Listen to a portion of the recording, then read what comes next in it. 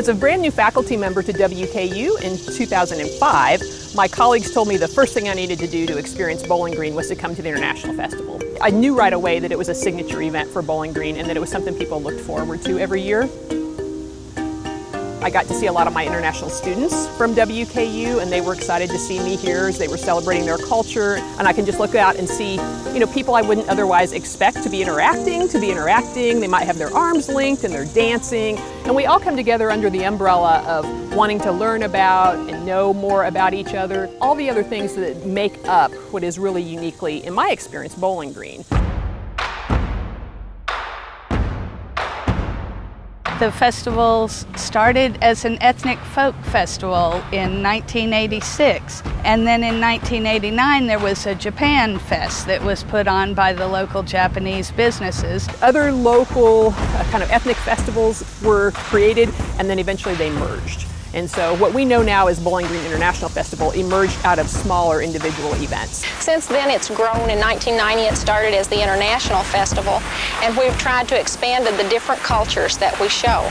So 1990 was the first year it was officially the International Festival.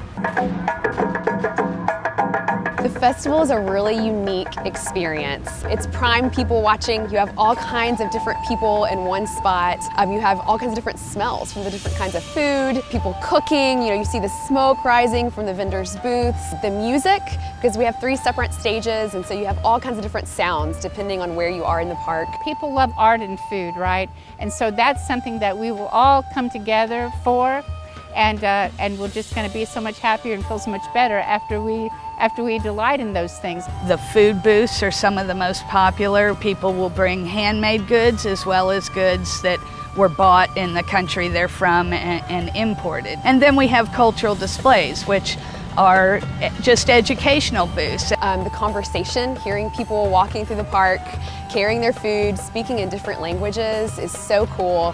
Where else and when other time are you going to be in one park with all of those different things happening at the same time? So it's really a melting pot in one park. It's really cool. So I think it's a chance for folks to learn about some of the cultures they might not interact with every day, or that might be newer to our community as well. The first year that we were able to involve the refugees from South Vietnam, they were so happy to show us this dance they were doing. Afterwards, they were crying, and they came up and embraced me and thanked us for giving them the opportunity to share something that was so important to them. And I don't think before that moment I realized how much this meant to some of the people that participate. It would be a pretty boring place if we were all the same. I mean, we're just not. And so I think that when we celebrate our differences, it makes us a richer culture when we go ahead and open our arms and our doors to other people. Whether it's virtual or in person, we provide the only opportunity for the members of our international community to really showcase and share the parts of their culture that they're most proud of. The way I got involved with the festival is I was a mother, and I would bring my children, and they loved it. It was their favorite event, and they would spend all day learning neat things about other countries and dancing to the bands and meet other people. It is the food, it is the art, it's the great performances, it is the music.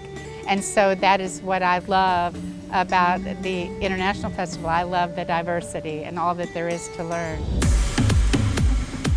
For the virtual festival this year, it's our 30th anniversary. We're not really sure what it's going to be like virtually yet. We do view it as an opportunity to reach people that have never had a chance to come to the festival. We know that we can't totally duplicate that experience, but we're still going to be able to have the vendors sharing the food that they're selling. And we'll have a lot of the performers that would normally come to the festival. Things that, like stage performances that folks have always enjoyed, they'll still be able to see virtually. And we'll speckle in some old footage with it. Folks can still buy the restaurant card, which they like, as a way to support the festival, and then use that all year long as a discount. We have a virtual recipe box where folks are submitting recipes. We have videos that people are preparing and sharing food from their cultures. We are trying really hard to replicate that experience from the park as best as we can. Of course, our move to Circus Square, the area is 4 times the size. We have a lot more real estate.